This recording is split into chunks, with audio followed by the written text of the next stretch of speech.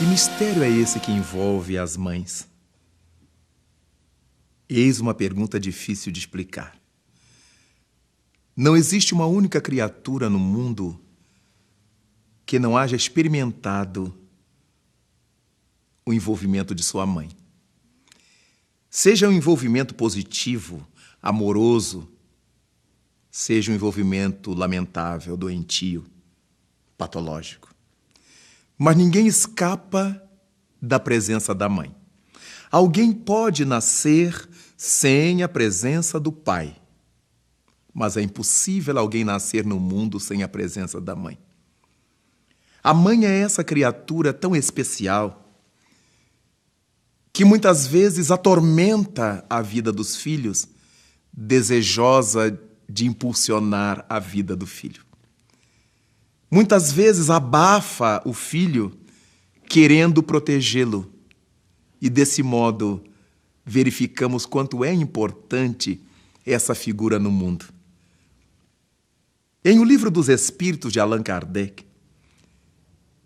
ele chega a perguntar aos seres espirituais qual é a missão mais importante dentre aquelas que Deus concedeu aos homens na terra e às mulheres.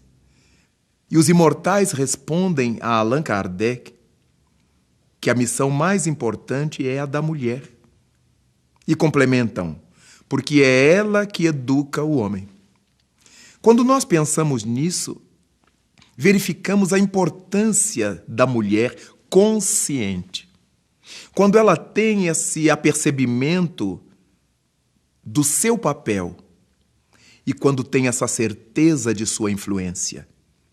Porque não há uma única mãe que não exerça influência sobre seus filhos. Podemos mesmo ousar e dizer que, como base de todo o bruto, de todo o homem grotesco que houve na humanidade, havia a figura de uma mulher, sua mãe. Porque foi ela que fez com que ele não levasse desaforos para casa. Foi ela que ensinou a devolver agressão com agressão. Ensinou a ser egoísta.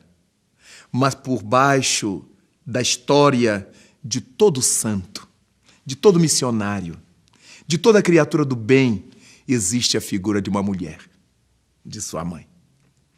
Foi ela que disse: meu filho, quando um não quer, dois não brigam. Meu filho, é melhor um covarde vivo do que um corajoso morto. Meu filho, venha lavar em casa os problemas da rua, porque em casa você encontrará amor. Roupa suja, meu filho, se lava em casa. Então, desse modo, nós encontramos mães que criaram seus filhos para cima e mães que empurraram seus filhos para baixo. Encontramos aquelas que sabem que seus filhos não lhes pertencem. Sabem que seus filhos são filhos de Deus essencialmente. São filhos da vida e que para a vida ela os deverá educar.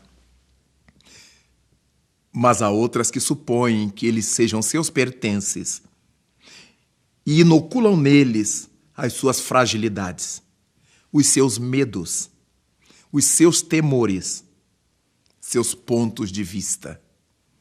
Daí então começarmos a pensar na trajetória da mãe sobre o mundo.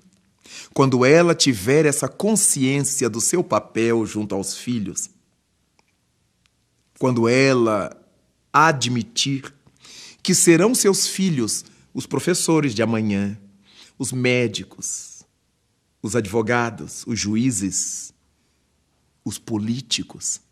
Quando ela admitir que serão seus filhos que administrarão as cidades, os estados, os países, que de responsabilidades terão em suas mãos. Elas próprias se tratarão melhor, para que não tenham a cabeça infernizada por complexos de culpa, por conflitos, e possam passar para os seus filhos esse respeito à vida esse respeito aos outros, jamais ensinando a seus filhos que têm que respeitar os mais velhos, mas ensinando a seus filhos que eles têm que respeitar a todo ser humano, a todo ser vivente.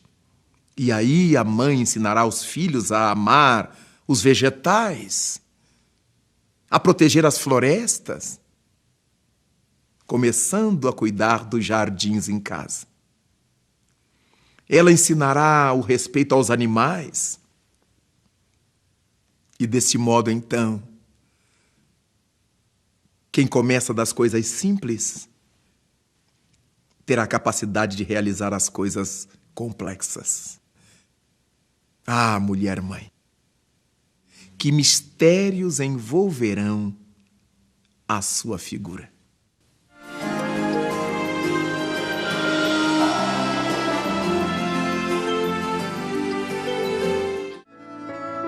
A Federação Espírita do Paraná disponibiliza obras espíritas do século XIX em biblioteca virtual. A iniciativa pioneira garante para as gerações futuras o acesso a obras de vital importância para o conhecimento da ciência espírita. Para visitar a Biblioteca Espírita Virtual de Obras Raras, basta digitar www.bibliotecaespírita.com.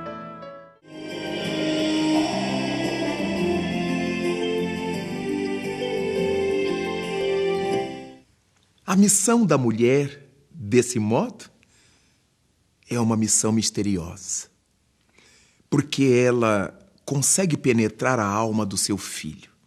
Ela consegue conhecer seu filho como ninguém. Se pararmos para pensar, a mulher passa 9 meses lunares, carregando nas entranhas o seu rebento. 9 meses, em que ela faz um curso de especialização em percepção fluídica, em percepção psíquica. Ela capta as emissões do seu feto, do seu filho, ainda feto, e as interpreta, como qualquer sensitivo interpretaria uma influenciação espiritual sobre seu psiquismo. É dessa interpretação das emissões do filho reencarnante que nascem os famosos desejos da mulher durante a gravidez. A interpretação que ela faz do que está sentindo. Nem sempre são verdadeiras as interpretações. Como nem sempre as criaturas transmitem corretamente aquilo que recebem de seres espirituais. O fenômeno é o mesmo. Daí podermos afirmar que a gravidez corresponde ao período de maior transe mediúnico de que se tem notícia. São 9 meses em que a mulher-mãe filtra o psiquismo de seu filho. São 9 meses em que ela projeta sobre ele seu próprio psiquismo. Tanto ele conhece a sua mãe intimamente, tanto ela conhece seu filho como ninguém. A mãe conhece os filhos pelo andar deles, pelo modo deles respirarem, pelo modo de olharem. Ela conhece seu filho. Jamais um filho se esconderá de sua mãe. Não é pelos olhos, é porque ela conhece suas emissões, seus fluidos, seu psiquismo. Do mesmo modo, jamais uma mãe se esconderá do seu filho. Ele consegue ler na sua mãe se ela está contente, se ela está triste, se ela está feliz, se ela está aborrecida. Ele consegue ler sem que ela diga nada. Por causa dessa habitualidade em conviver um com o outro com essa intimidade visceral. As nossas mães são aquele instrumento de que Deus lançou mão para que ele se manifestasse na terra, enviando-nos à terra através delas. A mulher rica, a mulher inteligente, intelectual, quanto a mulher pobre, a mulher simples e ignorante, elas têm a mesma habilidade para ser mãe. Toda mulher, psiquicamente, nasce com essa estrutura para a maternidade. Às vezes elas não conseguem ser mães de filhos carnais, mas elas são mães dos sobrinhos. Elas são mães dos irmãos mais novos. Elas são mães de todas as crianças que se lhes acerquem, porque é da mulher esse instinto da maternidade, ainda que não tenha seus próprios filhos carnais.